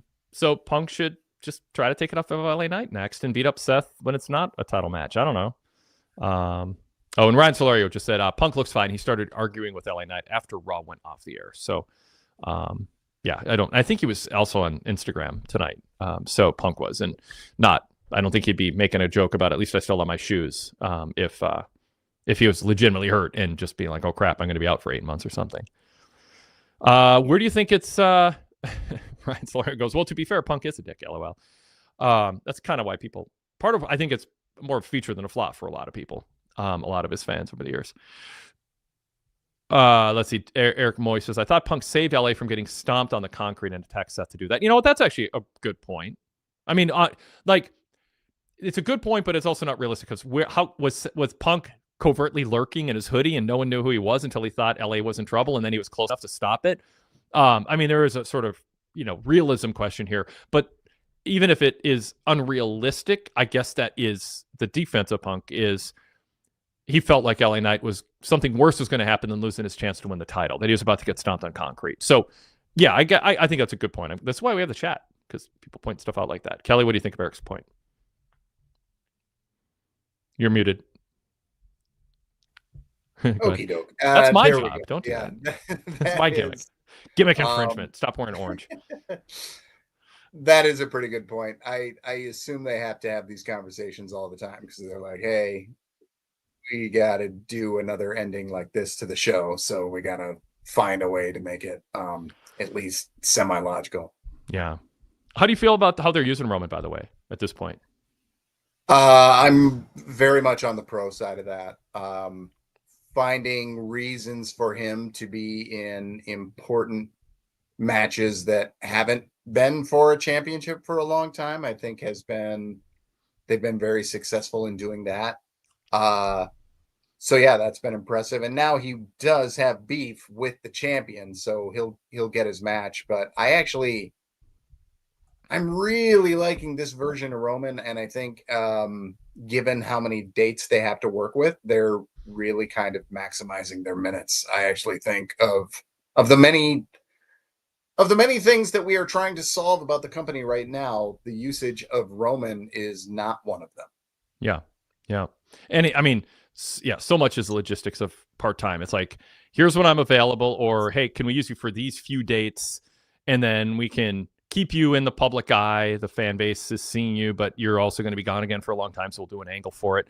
A lot of it is they're not doing it. I mean, they'd obviously love to have Roman every week. Now, who was it that said recently, if like a main eventer being out of the spotlight can be good? Maybe was it Paul Levesque on WWE Unreal? I don't know. Where it's like sometimes it's good for a top star not to be on TV too much. They can, maybe Cody brought up, but be overexposed. So maybe they like Roman being kind of the part-time guy now, but I bet they'd like to have a little more use of him. Even if there is a benefit to seeming more special when you're not around all the time. But yeah, I mean, a lot of the storyline is just to have him come back and then write him off for outside the ring projects or just his mandated time off that he had the leverage to negotiate. And good for him, spend more time with the kids. Dominic Mysterio. What'd you think of his gloating tonight and then being willing to take on Dragon Lee afterwards? And any thoughts on follow-up with AJ Styles? Because they made a thing about the boots. And Styles said what Dom did was clever. What did Dom do that was clever? The boot slipped off. Put on loose boots, I guess. Because he thought Styles was going to apply a sharpshooter, and then as Styles was going to spend 12 awkward seconds trying to get it past the heel. We've all tried to put boots on, and it's like, oh, we can't get it past the bend, and it's like getting it off can sometimes be really hard, especially in winter, in Minnesota. Sometimes you have a boot on, and you want to take it off and get inside. It's like, I don't have the strength or the flexibility to take this damn thing off. You're just stuck. That's what it felt like for a little bit there. And now Styles is and again, I'm open to like I misinterpreted or missed something here, but my thought was, what did he do that was clever? You just yanked his boot off and then he used it against you. There's all kinds of options you can use as weapons. I guess the idea is a boot is a weapon and it's legal to bring into the ring, and then he used it again later. So I don't know. It doesn't feel like it was a master plan and they just decided the boot's a good gimmick, but I don't know. Is it less clunky than I'm making it seem, Kelly? Okay, I thought I was muted. I'm not. I'm still stealing your gimmick. I think they're doing so many things right with Dominic that that I'm willing to overlook this, but it's true. I don't know why it was supposed to be clever. I'm very interested to see where they go with Dominic. Dominic, I assume you've seen the videos of him and the reactions he's getting in AAA when he goes down there. Just unreal crowd reactions there, and 100% positive. So, I'm watching with keen interest on when they're going to turn the most natural heel perhaps on the roster face, just because of the reactions he's getting. So, yeah. Well, sorry. Ryan Solorio said, by the way, he unzipped his boots before AJ went for his submission again. And so if that's the case, then he's saying AJ is going to go for this move again. When he applies it, I know that the boot will slide off. That'll be my way to escape. And then he won't use a boot against me before I can use it against him. I mean, it's a bit of a stretch. It's not a huge deal, but now Dom's going to be, I guess that's his loaded boot is his weapon, I guess. Sure. Yeah. I mean, it's fine. Yeah. Dom's great. I mean, Dom is fun, and yeah, I mean, he's going to be a big baby face for WWE in a few years. I don't know what level on the card. I don't know where he lands. He doesn't have to be a main eventer for him to still have a really successful career as a baby face. But he's really there's something there that I don't know. I thought I kind of recognized early. I didn't know it would blossom into exactly this, but I was like, there's a little bit more here, even if he was pretty green in the ring. Yeah, we have ended up talking about Dom a lot on podcasts for whatever reason. He's been somebody who's come up a lot, and we've both been on the pro side for him for a very long time, and believers in what he was doing and how he was getting there. So yeah, it's fun to see it starting to play out and starting to see more people see it. It's interesting though. He is 28 years old. I mean, he's not a kid, so to speak. I mean, it depends on where you draw the line on calling someone a kid, and sometimes has to do with your age more than theirs. But it's time to start thinking about how many years you want him to be a babyface. But it's not, there's no rush, but I don't think they should wait 7 years. I mean, like, Right. but I think you can try to get another year or two out of it. I mean, the stories are fun. He's had a 20-year career, so maybe it's time. That's true. Yeah, celebrating 20 years. I do love that talking point. Man, he has hit a lot of them between being in the clink and now his 20-year career. Oh, God. He's killed it. Being in the clank. I love it. I love it. What else stood out on Raw for you, Kelly, if anything? Oh boy. I don't know. We sure had a bunch of other stuff happened. I mean, Rusev and Sheamus. Did you like the double count out and brawling all over? I mean, I'm for the gimmick. It felt like a good way to get multiple weeks of TV out of these guys. It seems like I feel like this is a well they go to Sheamus with a lot. The brawl that just keeps on going and going, and that's fine. I think that's fine. Stephanie Vaquer kind of sidling up to Naomi was interesting to me, that they're moving her all the way up to the top. I am a massive fan of Vaquer. I don't know how many people are not, but yeah, I just it was a joy to cover her in NXT, and seeing her rub elbows with the champ is now very, very interesting, even though the champion has no shortage of suitors. I also think I just love the interplay between Rhea and Io, where they're both baby faces, even though Io smiles at her and says, "Oh, and by the way, you're never going to beat me." God, I just love her so much. Yeah, everything those two do. By the way, I told Sean Radican about this on the VIP roundtable last night with Todd Martin after SummerSlam. I defended the idea that Rhea hasn't just won a title and become a centerpiece babyface of the division. I think that they've decided they want to tell a story of hardship, scratching and clawing, bad luck, meeting somebody who has your number. I think that's a sports story. I mean, you and I lived through the Timberwolves, and in the 90s, they ran into the Mavericks and the Spurs, and they just couldn't get past them, even with Kevin Garnett and some good supporting players until one time. Now, it was like Dallas last year and OKC this year that they couldn't get past.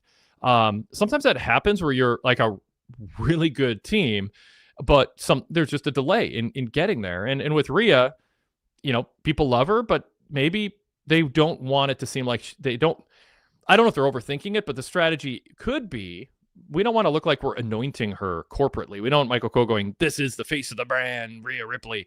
We want to tell the story of hardship. So Sean was frustrated by it. He's like, "Come on, just go with it. Like, there's so much upside for her. Why are we messing around with Naomi and Io Sky and all these stories of I can't do this?" How do you feel about when to pull the trigger on do you believe she should be at the top, and do you just, let's stop telling these stories. Let's just get her to the top? Maybe Sean is not noticing that there has been some backlash about Rhea being like super unbeatable. Mm-hmm. I think that they listened to that and they're responding really positively to that. If you don't give other people significant turns with the championship, there will be a significant amount of the audience that is turned off by it. Whether or not they like Rhea's character in the first place. And Rhea's character definitely speaks to a certain kind of fan, but even that kind of fan can be turned off if she's just shoved down your throat. So I definitely like that they're making her work for it, getting back to it. And I love the story of not being able to beat somebody, even though you're dominating everybody else. I'm massively pro. Yep, it's a sports story, and yeah, I mean, I think there's things that don't work, that haven't worked for Rhea, and I think the WrestleMania build was bad, not because she wasn't dominating, but because she looked petty and naive and all kinds of bad adjectives. That's not happening now. They cleaned that up in their storytelling, so that's good. How do you feel about New Day leaning into the comedy? I know Jason Powell in his reports over ProWrestling.net down on this. He wanted New Day as heels to have more of an edge, and instead they're just kind of being comedy goofs. They're trying to be entertaining, and they may, regardless of if they're succeeding, we can judge that for ourselves. That's subjective, but they're not trying to be serious heels. The hat was funny. They're witty on commentary. They're at least not doing the same hoo-hoo and all the, just the nonsense that tossing pancakes to the crowd. I mean, it's fresh in that way, but is it how you wanted to see New Day being used at this point, Kelly? I'm a little surprised to see them being used at this point. I think it's fine if that's where you want them to be on the card. If that's what you, I mean, X is specifically a very funny guy, and he's very just natural with the comedy. And Kofi, I think when he's around those guys, it rubs off on him, and he's really good at that too. But when they turned him, it was with a very clear intent to have them to be harder edged heels. But they abandoned it for a reason. So I guess I don't know if the performers themselves just got tired of being serious because it doesn't come naturally, especially to Xavier, but or if they just said we're wasting what's best about these guys. Why don't we just go back to that well? But I don't know. I think it's fine. I like either version of them, but I thought we'd get to see a longer run of the serious New Day. It just seems like there's no patience for anything by the bookers when it comes to the tag teams right now. They're just moving on quick when they move. I think part of it too is it's not what's best for the character. Sometimes it's what's best for the TV show. Do we need a little extra comedy? Okay. Yeah. Who's the best option? Xavier and Kofi are funny. Yeah, but don't we want them to have more of an edge? And like, but we need someone funny. We need to lighten up the mood. And so, if that's your philosophy, yeah. I mean, sometimes that's what's going on is they're like, well, New Day can do comedy, and they're not thinking about New Day. They're thinking about the ratio of comedy to serious stuff on their show and in the tone that they want to provide to a diverse audience who watch for different reasons. I mean, we can all get caught up in why we watch and forget that there are people watching for completely different reasons. And when you get out there and you go to house shows or you meet people who love WWE and then you find out they love something, they love things about it that don't even cross your mind as a reason to watch, but that's why they watch. There is a whole diverse mix of fans out there. And, WWE, sometimes you can try to serve so many segments of the audience, you lose your way as a product. And I think that's happened before. But I think it's important to at least take into consideration the reason WWE does things sometimes, why they push somebody is, well, it's not the best use of them, but we need somebody who's good, and they are at this spot. Same reason sometimes a wrestler who's touted for being good, really good in the ring, mega star matches, but they're like awful to work with.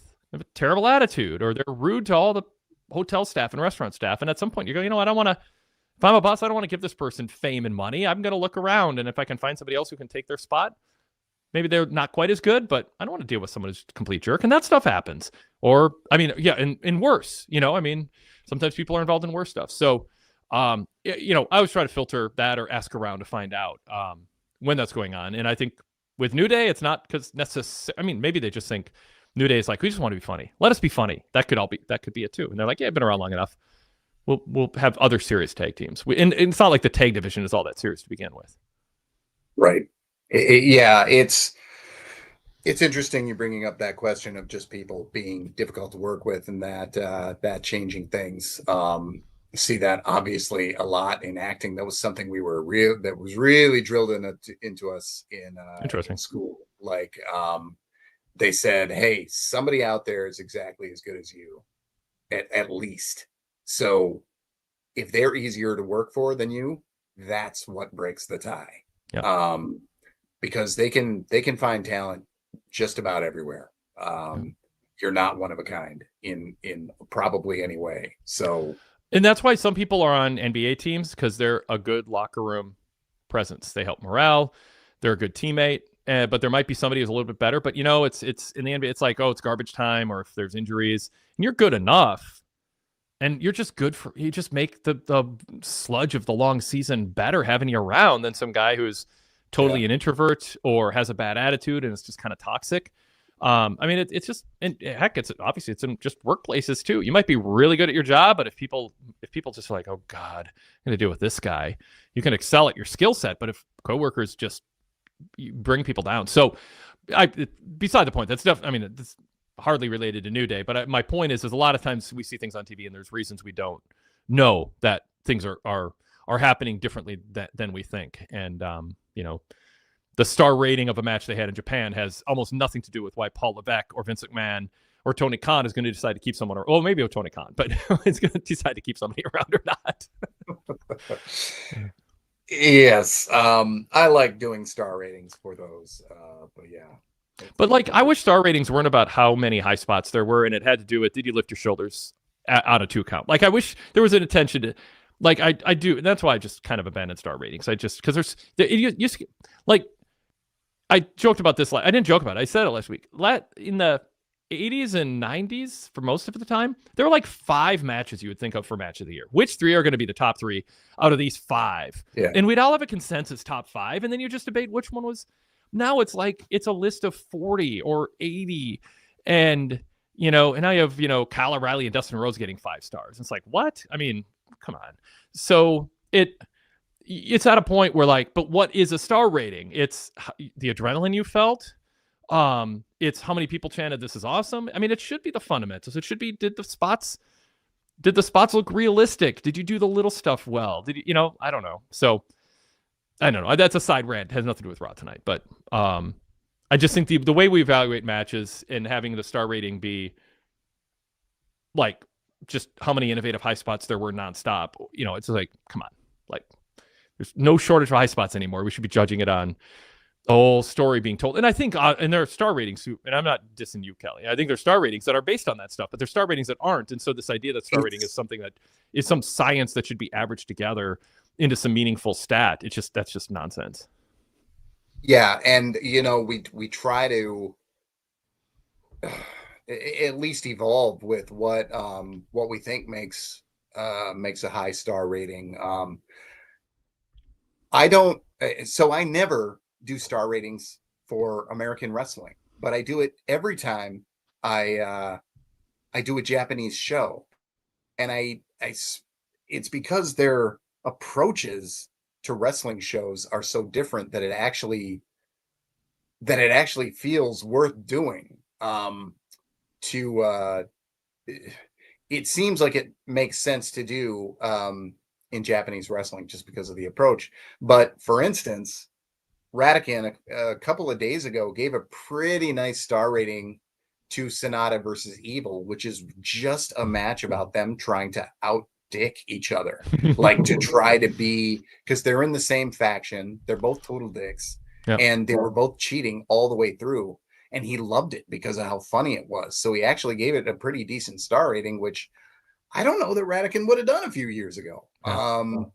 So it's interesting to see how our views of what we should rate changes, even as we continue to give star ratings. I think in the modern era, it makes sense to just have like 3 or 5 categories that you give ratings to, like athleticism, a 5, attention to detail and realism, a 2, crowd engagement, a 4,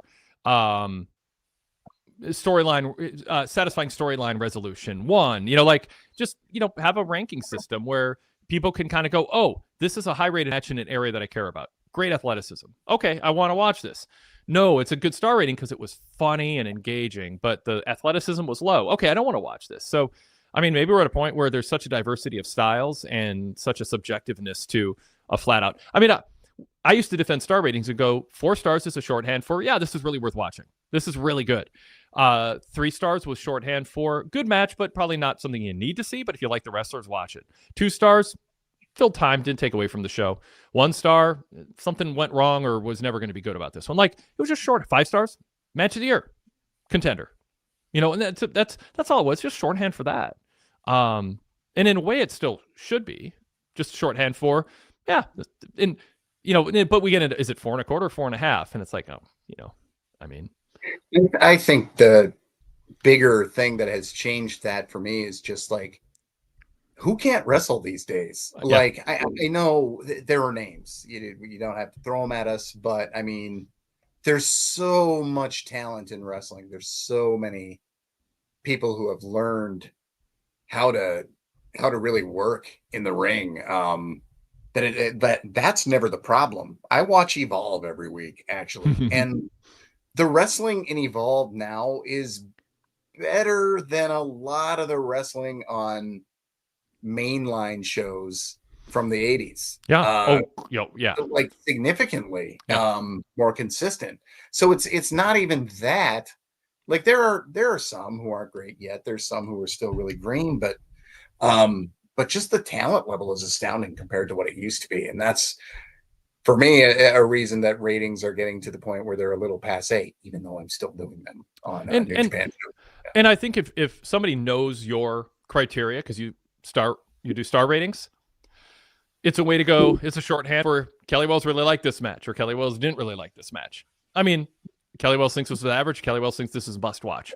And if people like your reviews and they followed you, then that's helpful. What I don't like is I don't know if I don't like is a word, but where I think there's a diminishing utility is when there's just such a subjectiveness, but that's not taken into account, and they're seen as some sort of, not scientific, but like that there's an actual criteria. And I don't know, but if someone's criteria is a high density of really dazzling high spots, and it doesn't matter if there's any kind of consistent internal logic to the selling, or just the stuff, like lifting your shoulder on a near fall. Like, to me, that just takes it down a half a star if you don't lift your damn shoulder. But you flail your legs. That's just so. But some people don't care about this stuff or don't notice and think it's silly, because all that matters is, oh my God, I got an adrenaline rush from a high spot. So different people have different criteria. And I just, if it's not explained or it's inconsistent, then it has diminishing returns. But if I'm deciding what G1 match to watch, I'm going to look at your star ratings. And then I don't have to read a bunch of other details. I'm like, oh, okay, 4 stars. This is worth my time. 2.5, maybe I'm going to, with limited time, go look for a 4-star match. So it serves that purpose. But I just don't think it should go beyond that as some sort of like historical, gauge of this match at 4 stars is definitely better than this match at 3 3/4. It's like, come on. Yeah, I think about that a lot when I'm writing the New Japan. I write exhaustive match. I type really fast, so I just do it. I type every single move. And you don't want to have fewer words than Chris per match, Chris Lansdale. Right. Yeah. And but I know that the joke on the fact that I do that is that a lot of people are just skipping down to the analysis, snowflakes and the analysis. Yeah. Yeah. But honest, not everybody's going to take time to whatever. If people, there's reports are written for different types of consumption, and that's totally fine. Yeah. Yeah. One other thing I was going to bring up. Just Sami Zayn. What do you think of the follow-up with Sami Zayn and Karrion Kross? What do you think of that storyline? Where do you think they're going? He goes, he wants to be a world champion, but he doesn't want to win it the way Karrion Kross wants him to win it. That's a good babyface promo. Timeless. Yeah.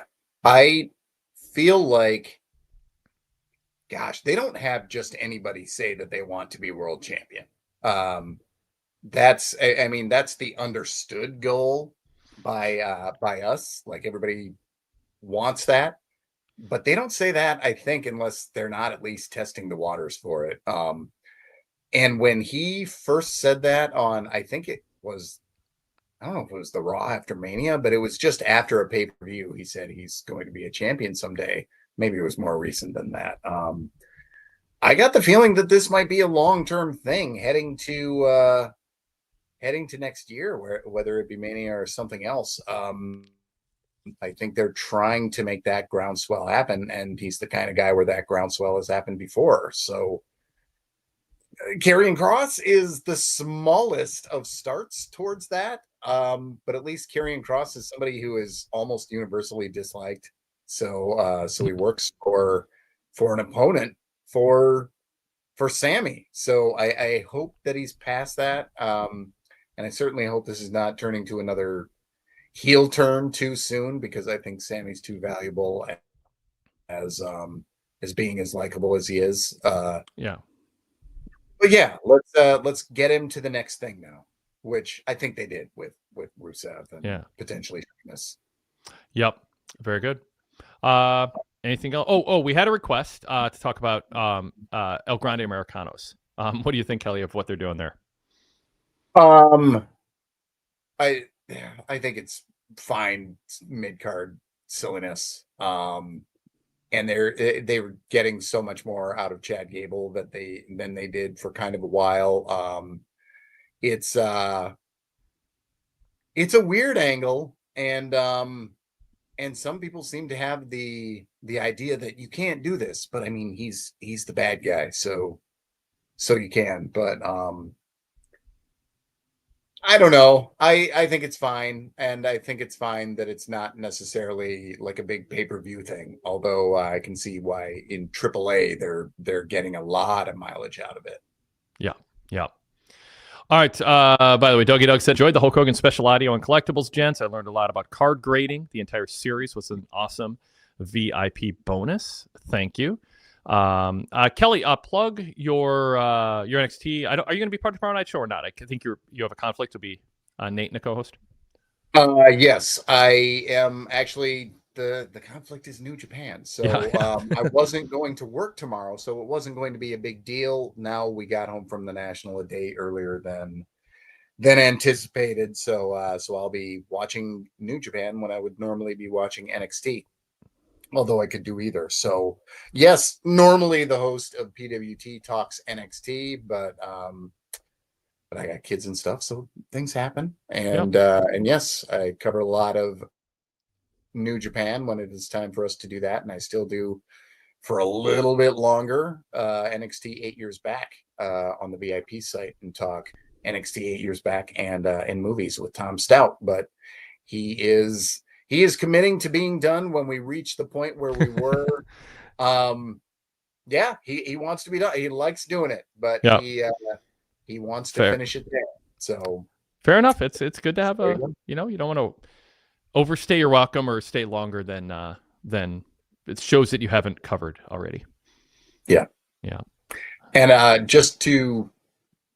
because it was brought up, that collectible podcast we did, one of my favorite I've ever gotten to do anywhere. So so those of you who haven't checked out that collectibles VIP podcast, I would definitely do so. When you go VIP, by the way, full VIP membership, you can customize your feed. So you can subscribe to everything that we do on one feed, if that's simpler for you. You can break it up into current shows and our retro shows. You can also subscribe to individual podcasts, such as the Wade Keller Hotline, and that's where the Hogan discussions have been on the Wade Keller Hotline feed. So if you want to just jump right to it as a VIP member, there were 8 or 9 shows in a row I did on Hogan, in addition to talking to Todd and on everything and on the flagship. Like I said, a lot of different. We have more coming. It's not going to be daily now on Hogan, but we're going to have some more good shows coming up on Hogan too that are either planned or tentatively planned. So we got more coming. I mean, he's huge figure, and there's so many chapters of his career and aspects of his role in wrestling to discuss. So more to come. PWTorch.com/govip gives you all the details. You can, in Patreon or Spotify, search PWTorch VIP and get a free trial for a few days of membership. You can do the same thing in the Apple Podcast app. Just search PWTorch, subscribe to the charcoal gray logo that says PWTorch VIP. There's some free samples on there, and then you can also get a free trial for a few days using your Apple account too. So anyway, again, all the details at PWTorch.com/govip. And we'd love to have you as a member. Kelly, thanks so much. We'll look forward to your continued G1 reports and continued NXT coverage. Always glad to be here, and look forward to the next one. Looks like there's a few chat comments that I didn't see. Let's see if anybody has any closing words, even though we're kind of doing a sign up there. Eric says, thanks, Wade and Kelly. Danny Tuchito on the Hogan series. Part 8 on media criticism was great too. Go VIP. That was a solo update in Hogan where I went over what the New York Times and the Washington Post and a few other entities, the Atlantic, what they said, what they got right, what they got wrong, what they left out.